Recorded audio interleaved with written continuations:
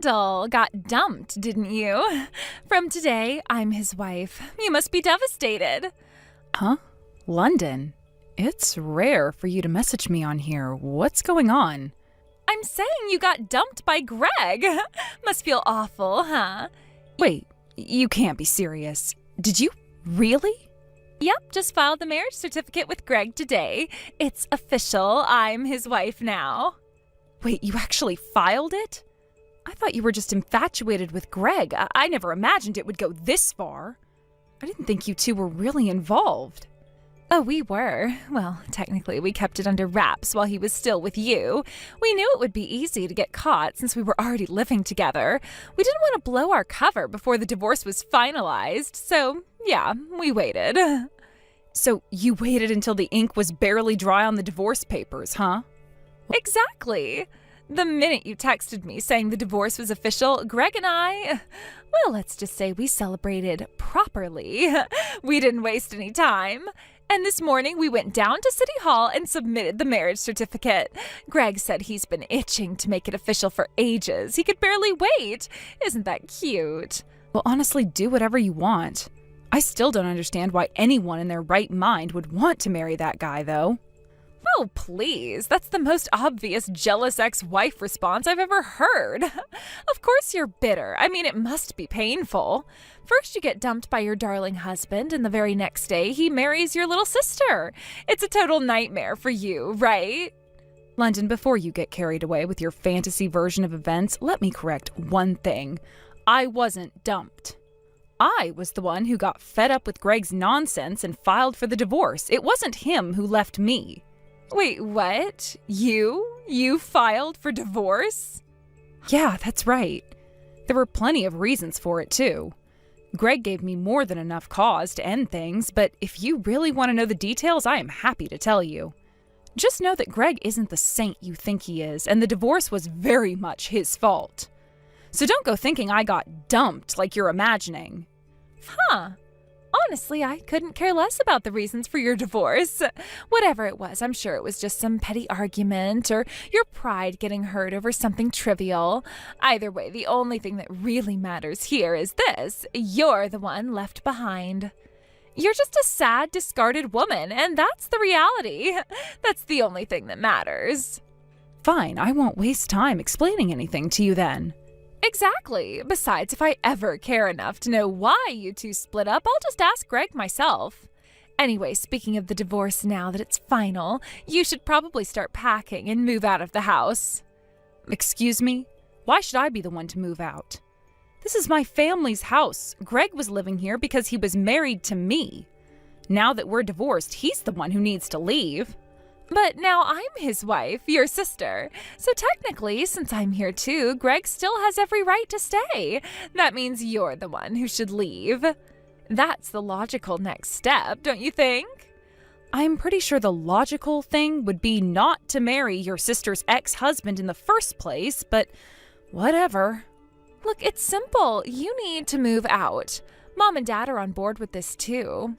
They think it's best, so it's 4 against 1, and that means you're the one who has to go. Wow, 4 against 1, huh? Guess I'm outnumbered.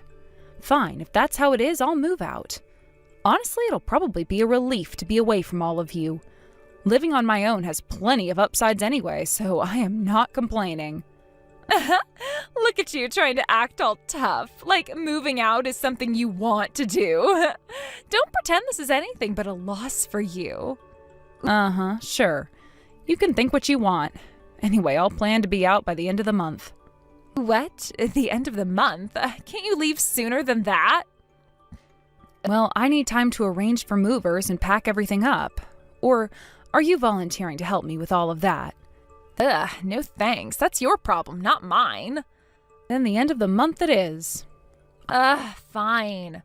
I guess that's okay as long as you're gone eventually. Oh my god, I can't wait. I'm going to turn your old room into my personal walk-in closet. I've been dreaming about this forever. It's going to be amazing.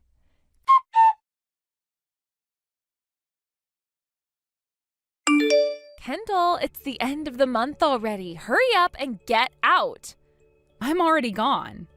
What? What are you talking about? Do you even know what time it is? Around 9 p.m.? London, did you just wake up? What do you mean? I mean, your schedule is all over the place. You're practically nocturnal. Not surprised you didn't notice I already moved out. Instead, you're just now sending me a sleepy message. What are you talking about? When did you even move out? Oh, London, you should be embarrassed. You are so out of touch, it's honestly a bit sad. Hey, hold on. Honestly, it's been a blessing to leave that house. I've been wanting to move out for a while, and now I finally have. Seriously, what's your deal? By the way, don't bother asking for my new address. You're not getting it. Like I care? Why would I even want to know where you were living? Good, I figured as much. Just thought I'd give you a heads up. You might want to start looking for your own place soon. What do you mean by that? Why would I need to move? That house is going to be sold. Huh? What are you even saying right now? The house will be sold. I'm handing it over to a real estate agent in early next month. So you'll need to make sure you're out by the end of next month. Are you out of your mind? No, I'm perfectly fine. But you've got a month to move, so I'd suggest you start packing. You're the one who's totally lost it. That house was built by Dad. You don't have any right to sell it. This is crazy. You're being ridiculous. Well, it's not as ridiculous as you think. I hate to break it to you, but I do have the right. You might want to get ready because soon enough that house won't be yours anymore. Enjoy your last month there. No way! You can't just sell it like that. This is Dad's house. It was Dad's house, London. Now it's time for you to face reality. The house will be gone before you know it. You're going to have to find somewhere else to live. This has got to be a joke. There's no way you have the authority to sell the house. Believe me, it's no joke. So I'd suggest you stop wasting time and figure out your next move. Time is ticking.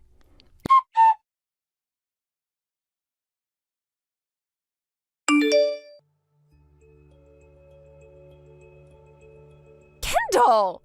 I just got told to get out. Did you really go through with selling the house like you said you would? Did you actually sell it? This house belongs to Dad. That's illegal. Are you seriously jealous because I took your husband and now you want to take revenge or something? You've thrown out so many issues, I don't even know where to start. What do you mean? I'm trying to warn you that you're the one committing a crime. All right, if you insist, I'll break it down for you point by point. First of all, the house isn't under your dad's name anymore. What? Remember a few years ago when we renovated parts of this house? Yeah, I remember. That renovation cost $300,000. I paid for all of it. No way. And I paid it all in one lump sum. $300,000 in one go?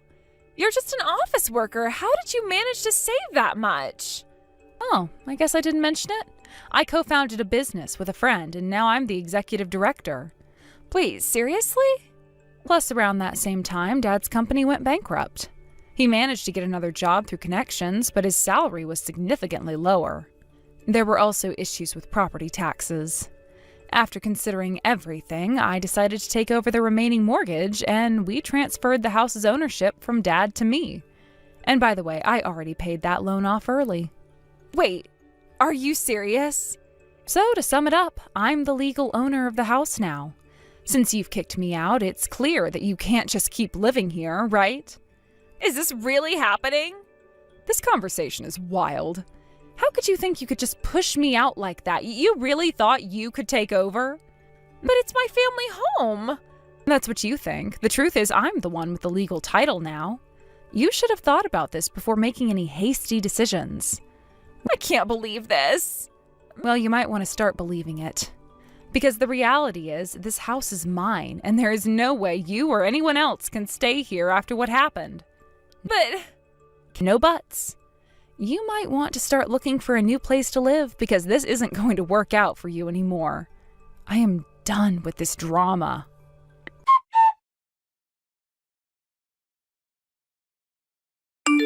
Kendall, is it true that Greg isn't a full-time employee but a part-timer? Yeah, he's a part-timer. After we got married, he became a target for layoffs at his previous company. Now he's working at that family restaurant as a part-time employee while trying to become a full-time staff member. But it seems to be quite difficult for him. So he's a part-timer. Could that be the reason for your divorce from Greg? Yeah, at first I thought it would be okay since I had a stable income and could support us both. But the money he makes as a part-timer goes entirely into his personal spending. He doesn't contribute even a single yen to our living expenses. He leaves all the household chores to me, and when he's at home, he just lounges around playing mobile games and eating and sleeping all day. I started to question the point of being married to Greg, and that's ultimately why we ended up getting divorced. I see. I always thought Greg had the higher income. So what? If you're saying that Greg's low income is affecting our living situation, then you should really consider getting a job yourself. Wait, me? You kicked out the highest earner in the family. It's only natural that you take on some responsibility for that. No way! I want to be a stay-at-home wife. If that's the case, I'll just divorce Greg right now and hurry to find a rich husband instead. I don't think it's that easy in the real world. Besides, can you please just move out already? The real estate agent has been telling you repeatedly, right? What? We're family. Can't you cut me some slack? Even if we are family, once a real estate agent is involved, there is no room for leniency. That's just unfair. Look, London, it's about time you face the reality of the situation. Greg's choices and your decisions have consequences. You can't just expect to stay here indefinitely. I can't believe this. You're really going to kick me out of my own family home just like that? Yes, I have every right to do so, especially since I'm the one who's been managing everything financially. You've made your choices, and now you need to deal with the fallout. But what about the family ties? I thought that meant something. Of course family matters, but responsibilities do too. If you want to remain a part of this family, you need to step up and contribute. So what? I'm supposed to just abandon my dreams of being a stay-at-home wife and find a job instead?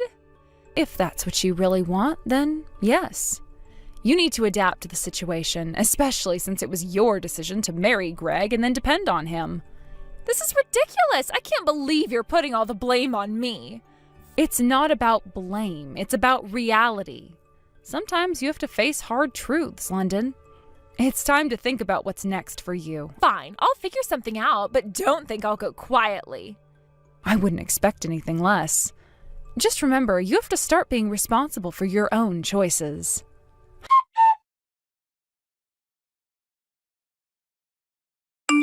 Kendall, I really need you to lend me some money. Actually, I need you to just give me money because I have no way to pay you back. I know you can easily come up with $400,000 just like you did for the renovation, right? Huh? Who is this again? It's London, your adorable little sister, London. I vaguely remember an annoying, reckless sister until recently, but I've never had an adorable one. This is not the time for jokes. I need money. Please get me $400,000. Why on earth do you need $400,000? I've been hit with a compensation claim. Huh? Compensation? London, what did you do now? I was just trying to hit the jackpot and find a wealthy husband. Wait, so did you manage to get divorced from Greg? Not yet. What do you mean, not yet? No matter how much I begged, he wouldn't agree to divorce me. So I had to start dating to find someone else, and I ended up meeting a guy with an annual income of $1 million. We started dating, but then both Greg and his wife found out about it. Is the guy you're dating already married? Things were going so well. Just because you both are married doesn't mean it's going well. But it turned out that his $1 million salary was actually his wife's income. What? He was just a part-time worker at a convenience store. That sounds almost exactly like what happened between you and Greg. I thought you learned from your mistakes, but apparently you haven't learned a thing. Shut up. I really need that $400,000 right now. That sounds a bit excessive. Why do you need that much? Well, I did some things to his wife to try to get her to divorce him quickly. I scattered garbage in front of their house, sent her some cursed letters, and made silent phone calls. Just a little bit of harassment. A little bit? That sounds like serious harassment. So that's why you got slapped with a $400,000 compensation claim? Yeah, and since Mom and Dad have no money, they told me to figure it out myself. They moved back to Dad's hometown. So you chose to live with that strict uncle you've always had a hard time with, huh? Exactly. And now he's saying he can't deal with me anymore and wants to cut ties. So that's why I'm asking you. I will give you my bank details, so please send me the $400,000 all at once. What makes you think I would just give you that money? What? Look, everything you've done so far has led to this situation. If you take a moment to think about it, you should understand why I won't help you. If you don't get it, you need to reflect until you do. I will think about it, I promise, but you'll have to help me out with the $400,000. No way, this is completely hopeless. What do you mean? I'm done here. I can't deal with this right now. Kendall? See you later.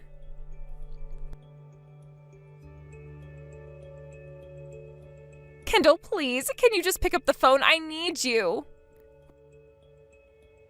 Why are you ignoring me? This isn't fair. You used to help me all the time.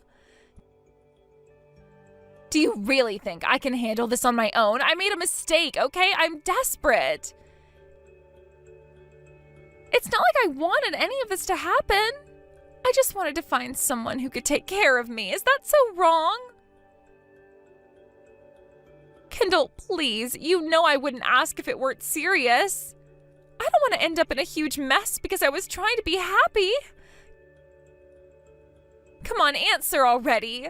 You can't just leave me hanging like this. You're my sister. I thought family helped each other out. If you ignore me, what do you think is going to happen? I'll end up in serious trouble. This isn't just about me, it's about our family's name, too. You can't just cut me off because I've made some bad choices. I know I messed up, but I need a lifeline here.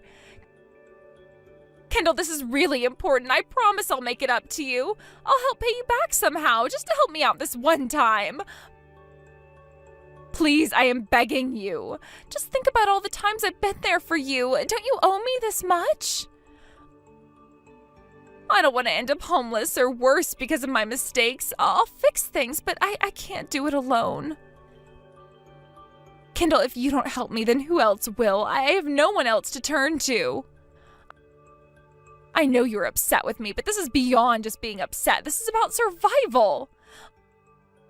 I'll do anything. Just tell me what you need from me. Please don't shut me out like this. I'll wait for your call, Kendall. I really need you.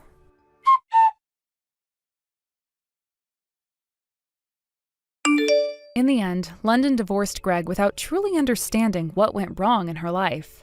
Despite the fallout from their relationship, it seemed she couldn't grasp her own shortcomings. Just a few days after their last text exchange, she found herself facing an unexpected demand. Greg was asking for alimony. Although the amount he requested was somewhat less than the market average, it still felt like a crushing blow for London, who was already drowning in her own debt of $400,000. The shock of it all left her slumped on the floor, feeling completely lost and bewildered. Realizing she had to start working to pay off her debts, London hurriedly rushed to the employment office. She sought a live-in job, thinking that would help her get back on her feet. However, given her previous behavior, her immaturity, and a tendency to underestimate the realities of life, it was hard to envision her thriving in any job. After all, she had been living in a bubble of privilege for so long that facing the harshness of the real world was bound to be a rude awakening. At her new job, the challenges started piling up almost immediately. Just when it seemed she might settle down, she found herself embroiled in trouble with her coworkers. Unable to navigate the social dynamics of the workplace, she abruptly stopped showing up one day without any notice. This led to her termination the very next day. It was a disheartening turn of events, especially considering she had just started trying to turn her life around. The situation worsened as she somehow ended up accumulating even more debt. It's unclear how she managed to get into a deeper financial hole, but it seemed that every choice she made was the wrong one. With her history of bad decisions, it wasn't surprising that her future was looking increasingly bleak. Now, no one knows where London is. Her disappearance has left friends and family worried, yet also somewhat relieved to be free from the chaos she brought into their lives. The last anyone heard from her was a brief message that suggested she was struggling, but since then, it's been silence. The girl who once thought she could coast through life on charm and superficial relationships is now facing a stark reality filled with uncertainty and isolation. Her naivete has finally caught up with her. The consequences of her actions were harsher than she ever imagined. The world, as she's learning, can be incredibly unforgiving, especially for someone who has lived in a bubble of entitlement. It's one thing to make poor choices, it's another to be completely oblivious to the repercussions that follow. Without any real skills or the determination to face the hardships of life, London now finds herself in a precarious situation. While many people adapt and learn from their mistakes, it seems she's still caught in a cycle of denial, struggling with the aftermath of her poor choices. Those who once supported her, family and friends, have grown weary of her antics. They've seen her make choices that led to her downfall and are reluctant to get involved again, fearing it would only lead to more chaos. Even her parents, who once tried to intervene and support her, have distanced themselves. They've grown tired of the drama she brings, opting instead to focus on their own lives. It's a painful truth for London, who may not realize how isolated she's become. In this new chapter of her life, she must confront the reality that she cannot rely on anyone else to fix her problems. The hard truth is that the world doesn't owe her anything. London has to learn how to stand on her own 2 feet and take responsibility for her life. This is a harsh lesson, one that she should have learned long ago, but has chosen to ignore. As time passes, one can only hope that she will eventually find a way to turn her life around. Perhaps she'll reflect on her past actions and recognize her role in her own downfall. The hope is that she can make the necessary changes to become a better version of herself. But until that moment arrives, the question remains, will she rise to the occasion, or will she continue to spiral downward into the abyss she's created for herself? It's a narrative filled with caution, a tale of what can happen when someone chooses to live in denial, ignoring the consequences of their actions. For those observing from a distance, it serves as a stark reminder of the importance of personal responsibility and the reality that life is not always kind, especially to those who refuse to learn from their mistakes. London's story might ultimately become a cautionary tale, illustrating how important it is to face one's issues head-on rather than running away from them. Perhaps one day she'll realize that the only way forward is to confront the past, learn from it, and begin anew. Until then, the uncertainty of her future looms large, leaving everyone who knows her to wonder what could have been had she made different choices.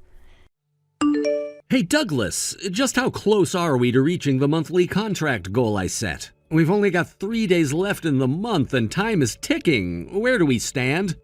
Good evening, Alfred. I apologize for the inconvenience, but I'm actually on a business trip starting today for the next 3 days. What? What do you mean you're on a business trip? I submitted a formal request in advance. You approved it, if you recall. I made sure all the paperwork was filed well ahead of time, and the notification went to you as well. Approval? I don't remember giving any approval for this. Regardless of whether you remember or not, Alfred, the request was submitted and it went through the proper channels. You signed off on it.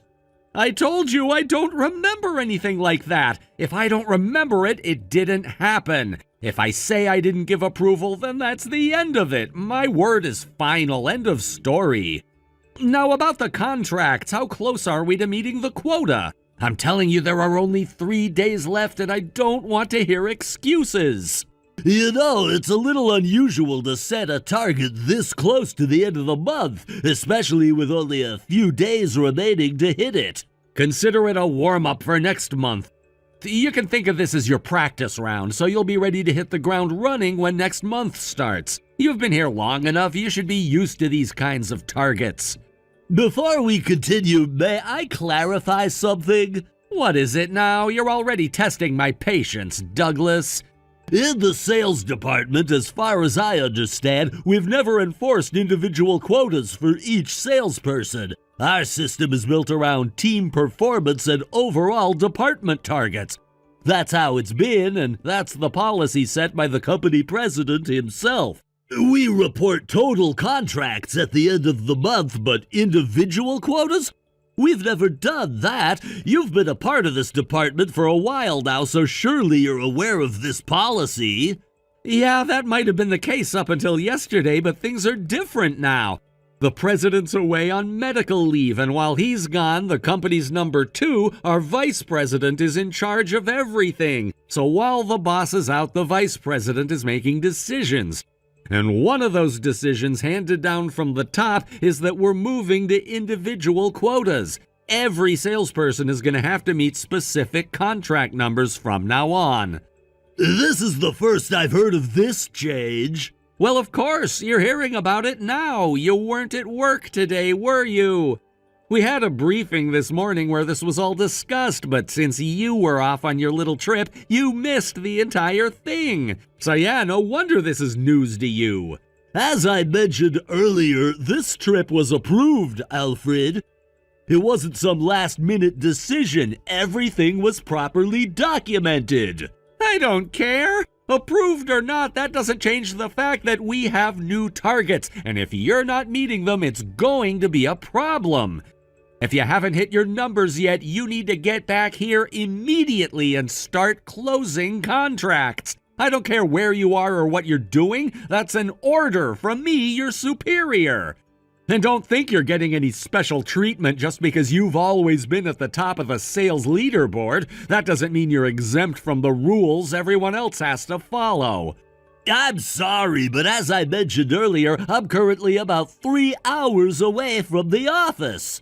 3 hours? Where the hell are you? And in the next couple of days, I'll be even farther away. So it's not feasible for me to come back to the office. What? Are you kidding me? Then turn around and start heading back here right now. I don't care where you are, get back here immediately. I'm afraid that's just not possible, Alfred. Not possible? What are you talking about? This is a direct order from your superior. Look, Alfred, I'm sorry, but I'm currently working alongside someone else and they're calling for me right now. I really need to attend to this, so I'll have to excuse myself from this conversation. Goodbye. Douglas, wait a second. Who is this person you're working with? You're probably just out there with some junior employee from another department, right? There's no way this trip is that important. You should be prioritizing my orders, not running around with some underling. You're supposed to listen to your boss.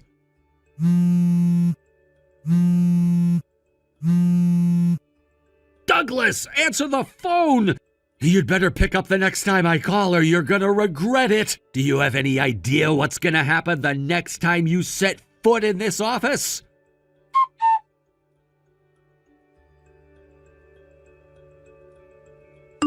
Kylie, can I talk to you for a bit? Of course, Douglas. Hey, aren't you still on that business trip? How's it going? You must be completely wiped out by now, huh?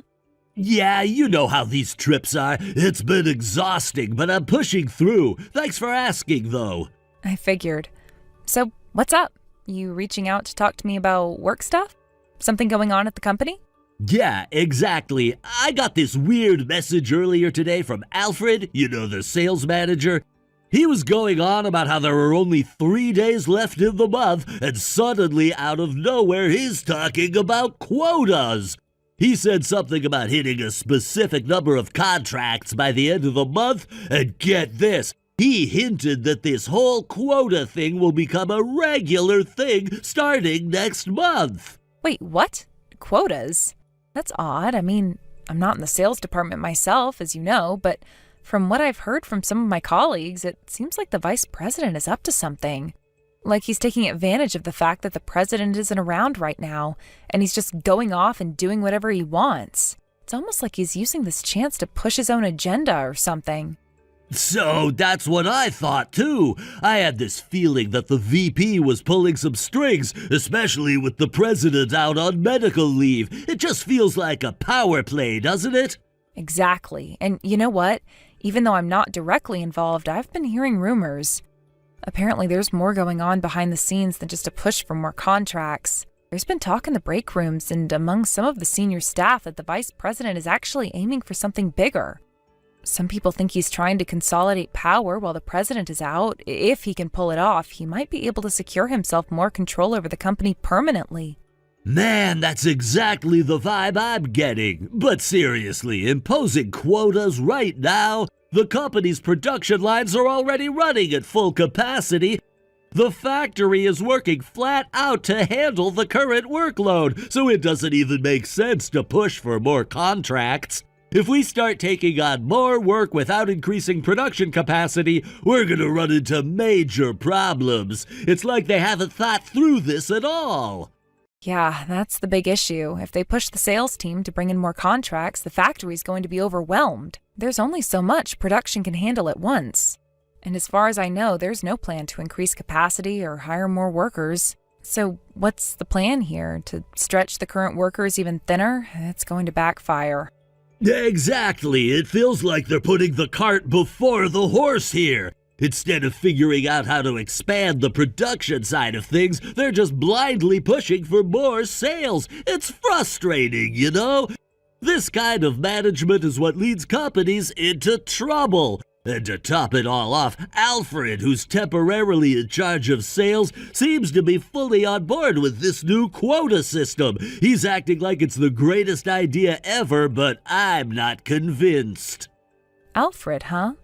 Isn't he the one who stepped in after the sales department head went on maternity leave? Yeah, exactly. The department head, Mariah, is on maternity leave, and she's planning on taking the full year off. So Alfred's been running things in her absence, but honestly, he's not doing a great job of it. The guy's always been a bit too eager to please the higher-ups, and now with the VP pulling the strings, he's just going along with whatever crazy ideas get thrown his way. Well, that's not good. If Alfred is just going to go along with everything the vice president says, things could get even worse. I mean, what happens when the president comes back and finds out what's been going on? Or worse, what if the vice president actually manages to take control before the president returns? If the company's leadership keeps going in this direction, it could seriously hurt us in the long run. And with our wedding coming up, I'm a little anxious about what might happen. I don't want us to be caught in the middle of a corporate meltdown. I totally understand your concerns, Kylie. I've been thinking the same thing. But honestly, I don't think it'll get that bad. I've actually been talking to some people in the company, including the section heads in the sales department, and they're not happy about the new quotas either. In fact, most of the team isn't planning on following through with these ridiculous demands. And I had a conversation with your dad, too, the factory manager. He's fully aware of the situation, and he's made sure that both the production and sales sides are on the same page. They're not going to let this get out of hand. Wait, you've already talked to my dad about this? I had no idea you were coordinating with him behind the scenes. Is there something bigger happening here? Are you guys planning some kind of resistance? I can't say too much right now, Kylie. There are some things in motion, but it's not something I can talk about yet. Just trust me when I say that we're working on it. The situation isn't as dire as it might seem, and we're not going to let the VP's crazy plans ruin everything. The people who care about this company are still here, and we're not going to let it fall apart. That's reassuring. I guess I was starting to worry a bit too much. I mean, I trust you, Douglas, and I know you'll do whatever it takes to make sure things don't spiral out of control. It's just everything feels like it's happening so fast. And with the wedding coming up, I just wanted to make sure we're set up for the future, you know? Yeah, I get it. And I promise you we're going to be fine. The wedding, our future together, none of this corporate nonsense is going to derail any of that. I've got your back, and I'll make sure things stay on track. Thanks, Douglas. I really appreciate that. You've always been so level-headed about these things. It's one of the reasons I love you. And I love you too, Kylie. We'll get through this, just like we've handled everything else. Now I better get back to work before Alfred sends me another one of his ridiculous messages.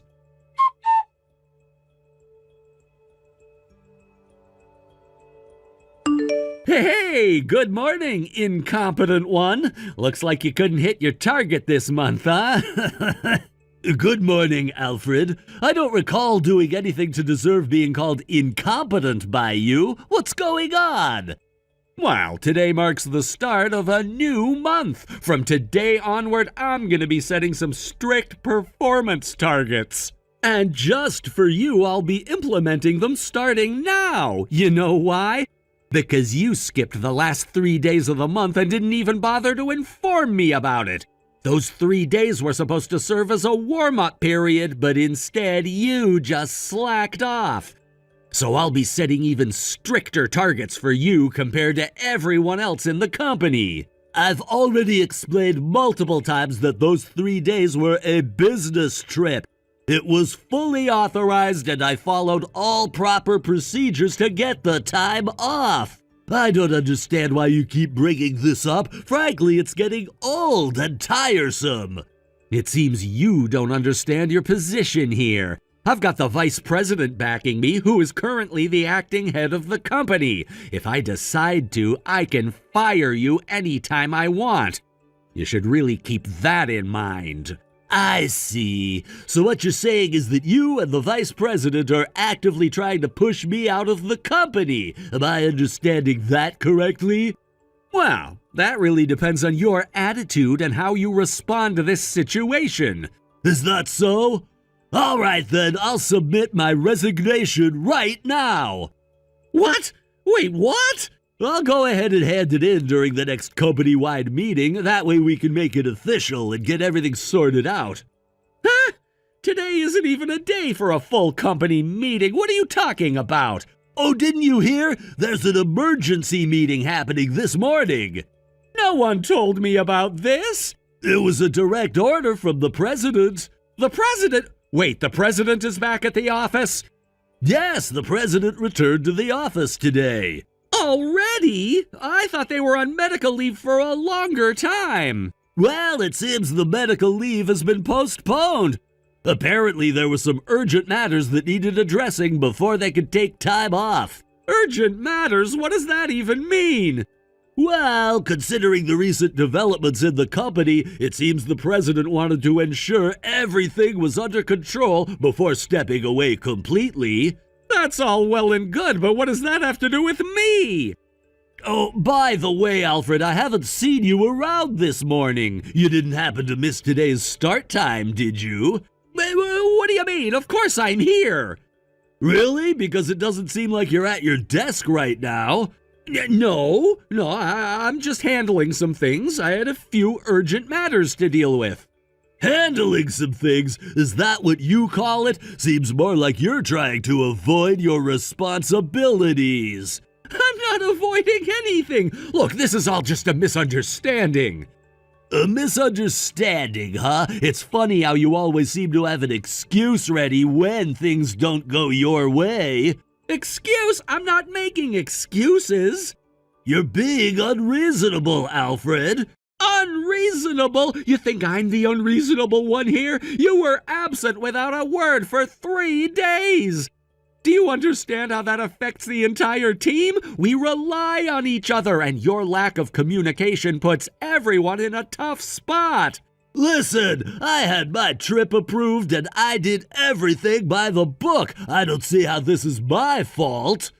Oh, come on. You're really going to stand there and tell me that? We both know the company has expectations and you failed to meet them. You should be taking this seriously.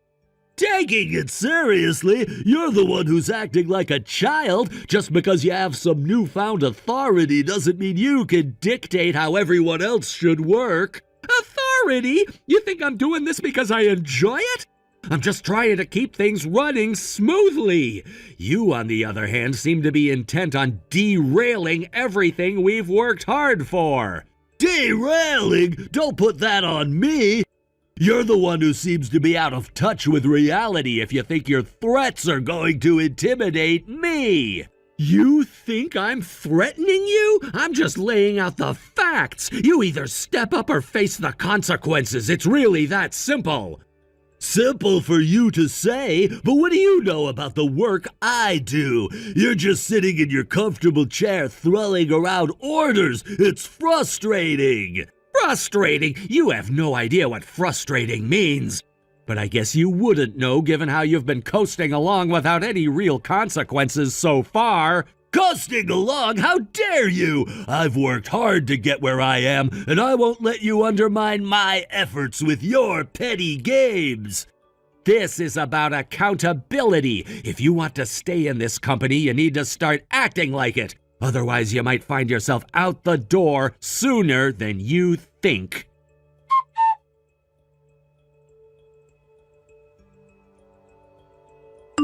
Hey, Douglas, what about the morning meeting? It's already finished. What? Oh, I should let you know I submitted my resignation letter in front of all the employees. You really did that?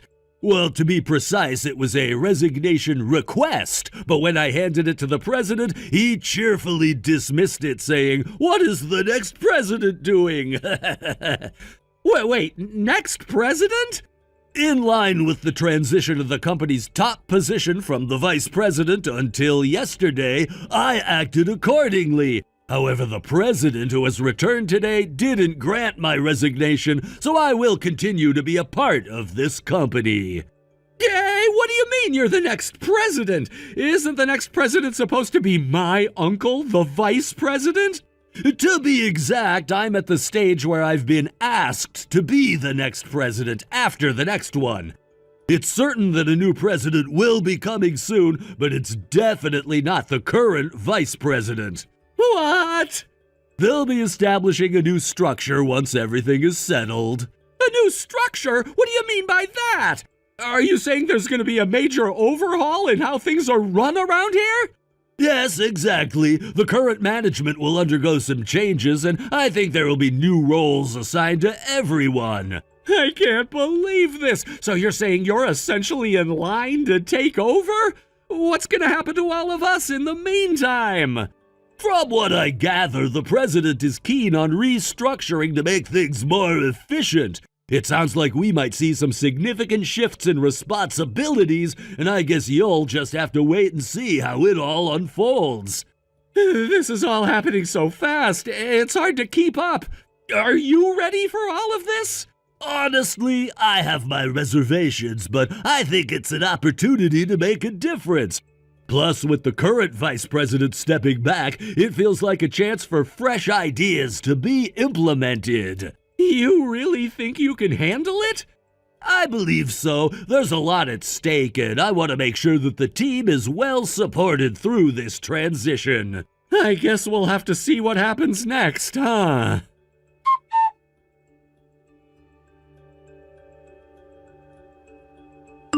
The fact that both the vice president and I are under house arrest is absolutely unbelievable. Why is this happening?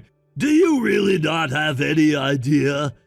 What are you talking about? I'm referring to the former sales manager who left the company 6 months ago after being held responsible for a massive loss. Huh? And the former sales assistant manager who was demoted and had his salary cut 3 months ago for losing a contract with a major client and was subsequently transferred to the E-Town sales office. Wait, what? You genuinely don't remember anything about the treatment of these two individuals? What are you saying? If you still think no one has figured it out, I can only say you have quite a delusional mind. What are you suddenly talking about? In reality, both of these situations stem from your mistakes, right? You cried to your uncle, the vice president, and successfully pinned the blame on both the former manager and the former assistant manager, securing the vacant manager position for yourself. Meanwhile, your uncle was preparing to set you up as the manager to finally take down the president, who's been a thorn in his side for a long time. Then the news came that the president was going into medical treatment. What? Your plan was to seize control of the company by acquiring a large number of new contracts and expanding the business. You thought that by building up your achievements as a manager, you could force the president into retirement and solidify your position. Alfred, you imposed stringent sales quotas on your subordinates in the sales department just as you were told. You're spouting completely unfounded accusations. If you keep dragging my uncle and me into this, I will sue you. If you can, go ahead. What? I was on a business trip accompanying the president to directly meet with the former manager and the former assistant manager. What? There were many employees who were already on their side, and evidence of their innocence has been steadily gathering. All I needed to do was confirm the earlier conjectures and ask how they wished to proceed, and the former manager stated that he is already working in a different company and has no intention of returning. The former assistant manager expressed a desire to be reinstated to his previous position and salary, but they both share a common wish to sue you and the vice president for damages. Sue for damages? Regarding that, the president is preparing a lawyer for both of them. A lawyer is getting involved? The disciplinary actions from the company are a separate issue altogether. What? I believe you will receive further communication regarding this, so it would be wise not to take any unnecessary actions and simply wait patiently. Are you serious? This definitely means I'm going to get fired.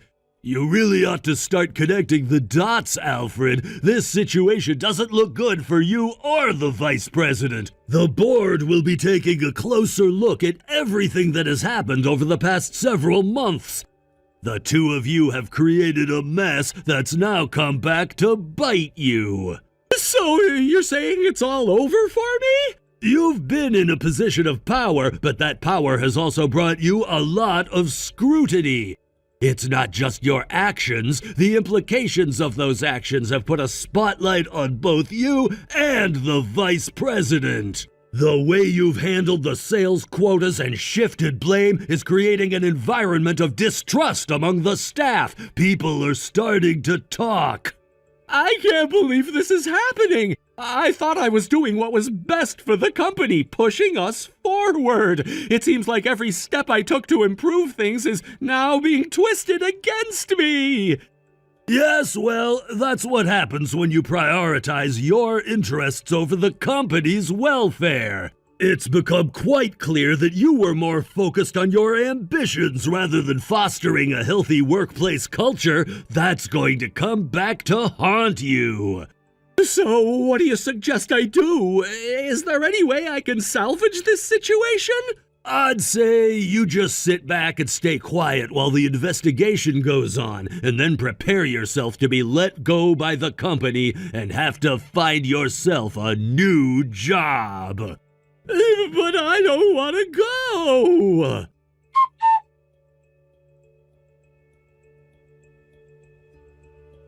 To sum it up, the vice president was dismissed, and Alfred faced disciplinary termination. Both of them ended up leaving the company as a result of these actions. This news spread among our relatives, leading to a declaration of estrangement from the entire family. Although they now have to work to pay off the debt incurred from the compensation claims filed against them, the harsh penalties from their previous positions have made their job searches unsuccessful. As a result, they find themselves forced to take on low-paying jobs, struggling to make ends meet. This situation has led to a life of hardship for them. In the aftermath of these events, the company decided to reevaluate its structure, appointing the factory manager as the new president. I was honored to take on the role of the president's secretary. From here, I will begin my training as a prospective future president. With a wedding planned for next year, I'm determined to focus and work hard in my new position. Thank you for watching and listening. We hope you enjoyed the video. Don't forget to like this video and subscribe. Also, feel free to leave a comment about what you thought of the story. We look forward to seeing you at the next story. Rory? I know this is pretty immediate of me, but this weekend I'll be heading back to my parents' place. What? You're going home by yourself? Yup. On Friday night, my plan is to take the nightly bus all the way back home to their town. You're still going to be working on Saturday, right? That's right.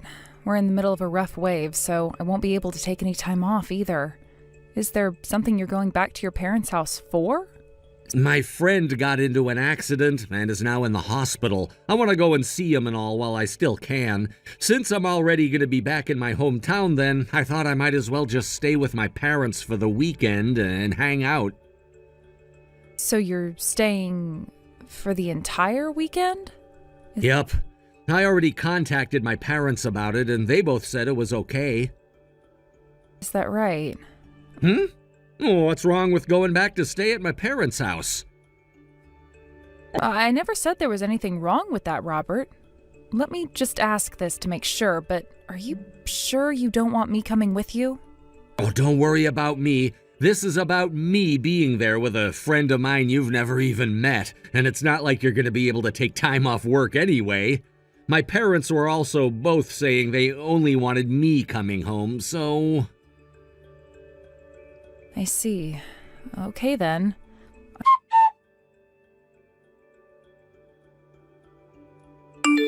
I finished work. I hope you had a good day there. I did, and now I'm gonna start taking the long bus ride back to my parents' place. Oh, that's right. While I'm back at their house, don't you dare contact me about anything. What? Not myself or my parents. Why can't I? I'll be going to visit my friend in the hospital, and I don't want it going off all the time. And when I'm back at my parents' house, I'd like to have a taste of what things were like back in the day when I never had a phone. You know what I mean? In other words, I just want to take things easy, huh? If I start getting calls and texts from you, I might start remembering just how stressful things really are for me. Okay. I don't mean that as a bad thing, though. Well, it's not a problem. Oh, I need to start moving now or else I'm gonna miss that bus. See you later. Have a good trip.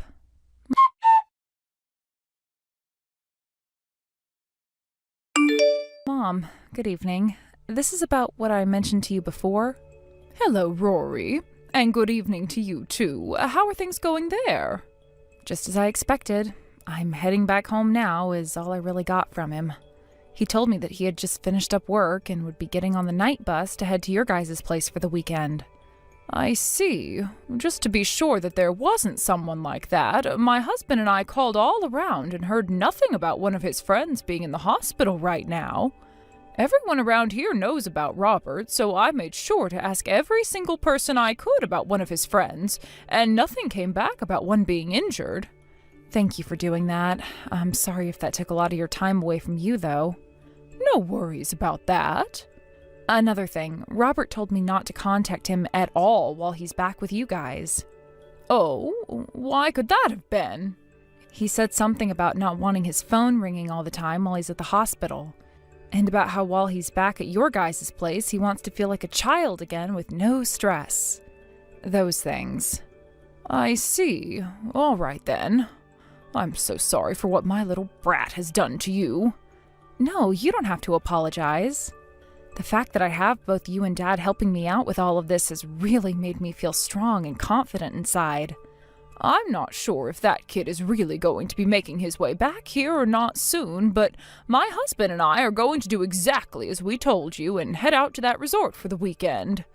I'll leave all of that to you. Now, be careful out there, please.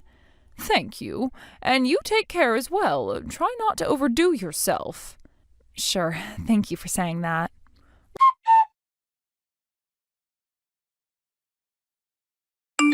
Rory, things are going as we assumed they would. Robert just got here and checked into the hotel with a very young woman at his side. Roger that, Mom. So once they've begun eating dinner and a couple of hours have passed since then, we can start our plan of attack, right? Correct. Please do your best. By the way, Rory, that woman he's with, she's the daughter of someone I know. Wait, are you serious? Because of that, there's no reason for us to change our plan of attack now. That girl has done all kinds of stuff with men and has made a reputation for herself here in town. So that's the kind of person she is. I just never thought that my own son would be taken away by someone like her. Mom, I'm sorry about that. I didn't need to mention that right now. I'll make sure to tell you all about that woman in a little bit, all right? Understood. Please and thank you.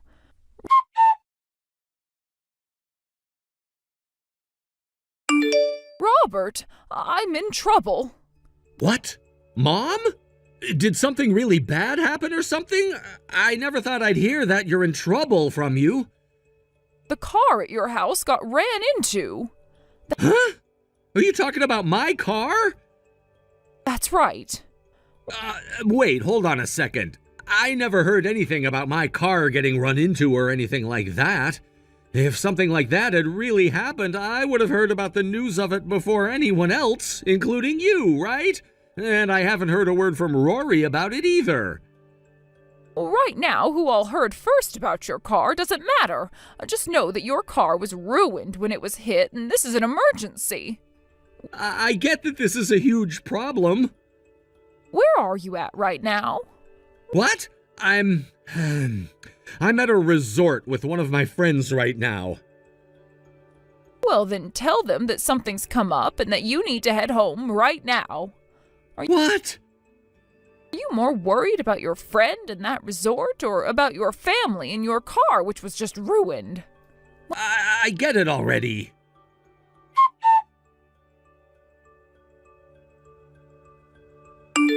Yo, Rory, I'm on the bus right now heading back to the house. Did my car really end up getting destroyed after being hit? Well, I never heard anything from you about that before. Does that mean you weren't even aware of that happening yet or something? Hey, are you going to pick up your phone and reply to me yet?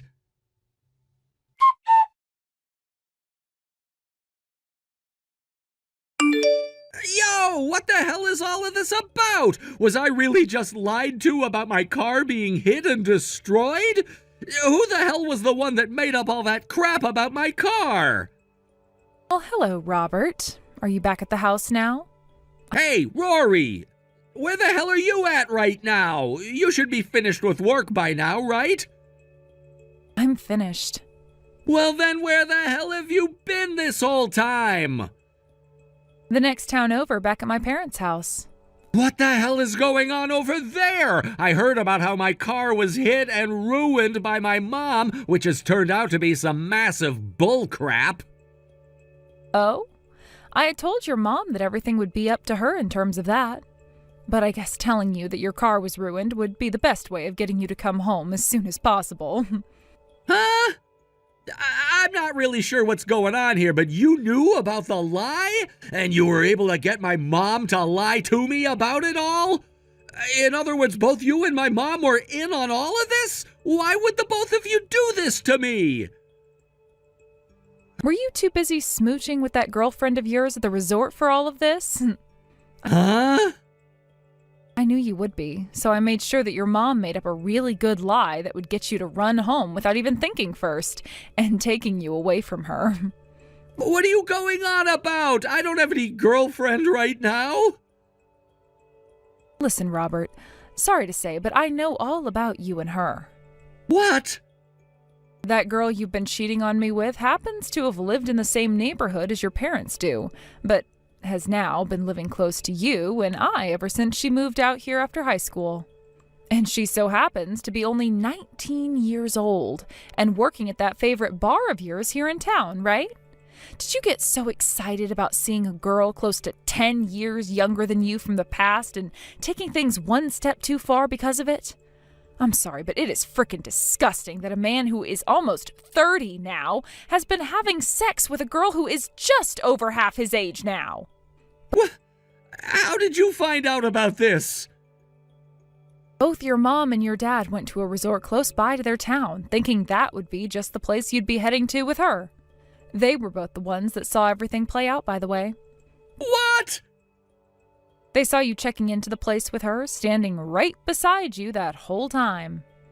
They were able to find out where I'd be staying with her? How did they manage that? Listen to this, Robert. I had a look at the computer the other night, and on Google there was still a tab open to that resort, and it was saying thank you for booking 2 nights there this weekend. What? You used that website as well, then? Did you not just hear me say that I logged into the computer and that tab was still open? I was actually getting on to book a place for my mom and I to go for myself this weekend. And that's when I ran into what you'd left for me to see. Damn it! After having a look at more of the search history thereafter, I found this wasn't the first time you'd done this either.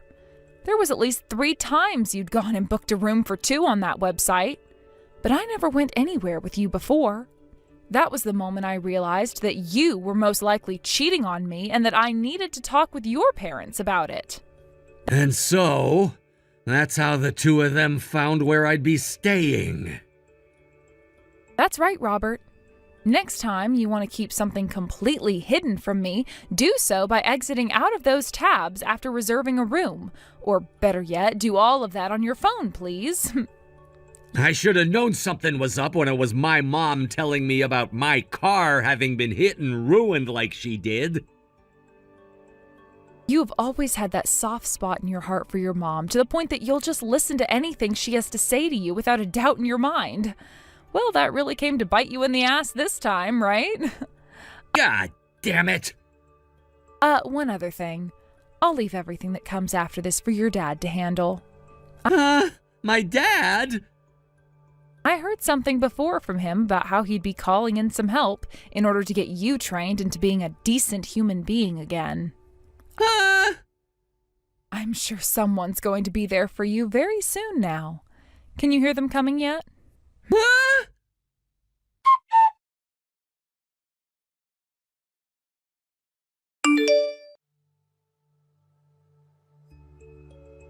What the hell is up with this all blacked out van? In other words, what you're saying is that they're here for you? That's what I'm saying! I'm pretty sure you're in the middle of a crisis over there, so it's surprising you can still text me right now. I told them to let me text you so I could ask one last thing, and so they gave me my phone back and let me talk with you. Why would a blacked out van be sent to get me? Well, that van is the company van for a mining company. What kind of mining company are you talking about? One that mines coal.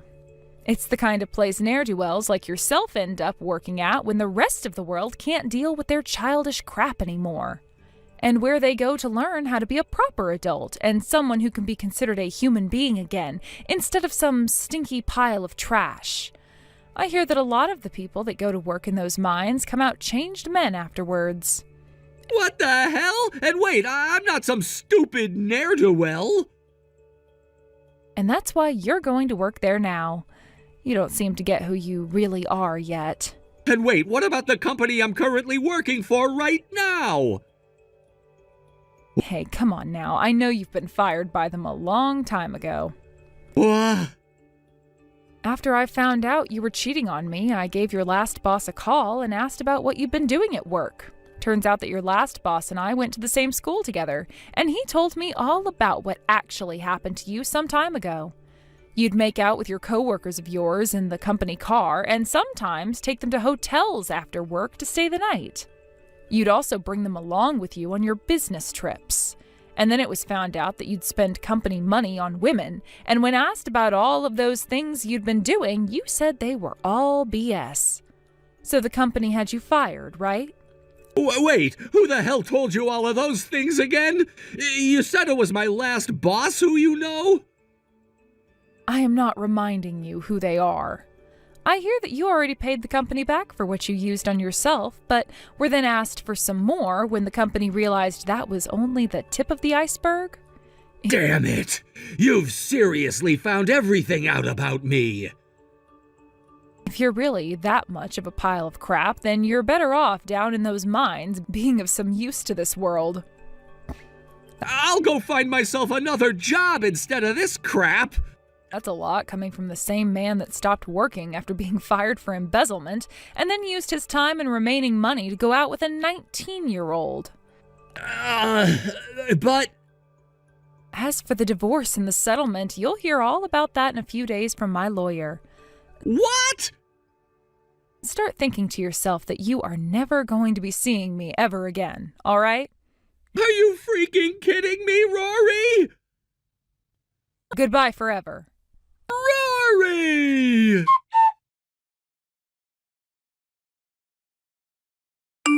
According to the neighbors, the scene unfolded like a chaotic comedy. Robert was in a state of panic when he saw a group of muscular men emerge from the sleek black van parked next to our house.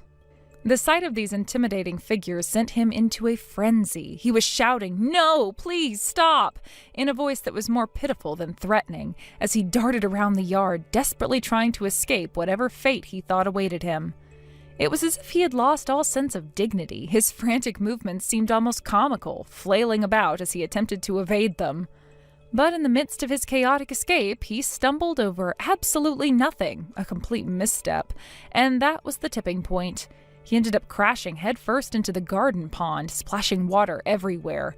The image of him, completely soaked and disoriented, is one I can't help but chuckle at even now. Despite being drenched from head to toe, the men didn't let him off the hook. They unceremoniously dragged him out of the pond and proceeded to haul him away to the coal mine's dormitory, their intentions no doubt less than pleasant. It was a fitting end to his embarrassing display, though I had to admit I felt a strange sense of satisfaction watching him be taken away, water dripping from him like some sort of a defeated cartoon character. Meanwhile, the female college student involved in this whole mess found herself facing her own consequences.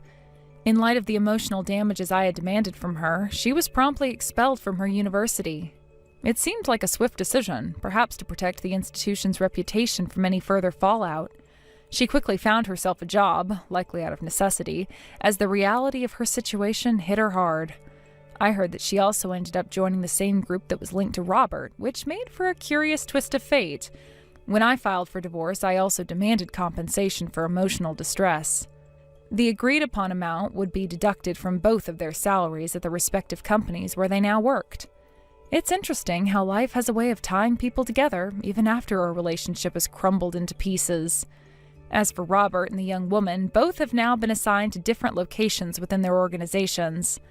They're reportedly undergoing rigorous training under strict supervisors who believe in a tough love approach to education. From what I gather, they're working hard, facing a kind of mentorship that is both challenging and, dare I say, possibly character building. It's ironic that they now have to deal with harsh mentors, considering that their earlier actions stemmed from a lack of responsibility. The transition from a carefree student life to one filled with the pressures of a working environment must be a jarring experience for them. Robert, in particular, used to live a life where he could laugh off his mistakes, and now he is likely learning that the world doesn't operate that way.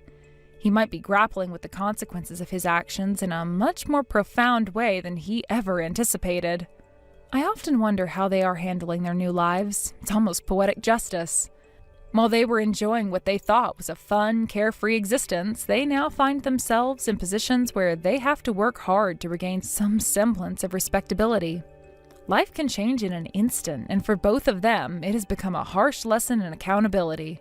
As for me, the divorce process and everything surrounding it were undeniably challenging. But I feel a sense of closure knowing that they are now facing the repercussions of their actions. The emotional toll it took on me was significant, but watching them deal with their own consequences offers a form of vindication. I can move on with my life, and they have to face their new reality, one that involves hard work and the guidance of tough mentors. I've also started to find my own path forward. It's liberating to think that I can make decisions without having to consider the whims of someone else. While they're caught up in a world of hard lessons and difficult tasks, I can focus on my own growth and happiness. The burden of their choices no longer weighs on me. Instead, I feel a sense of lightness and freedom. The universe has a way of balancing things out, and for Robert and the college student, the reality of their situation is a stark reminder of how important it is to take responsibility for one's actions. They thought they could have a carefree life, but now they're learning that every choice has consequences. It's hard not to feel a bit smug about the whole situation. I can't help but smile at the irony. Life has a way of catching up with people, and while I was the one left to pick up the pieces after their reckless decisions, they are now the ones who must navigate the difficult waters of adulthood with all its responsibilities. It feels like I've turned a page in my own life, and they're now stuck in a chapter filled with lessons about accountability and the weight of choices. Thank you for watching. Please subscribe and hit the like button. See you next time.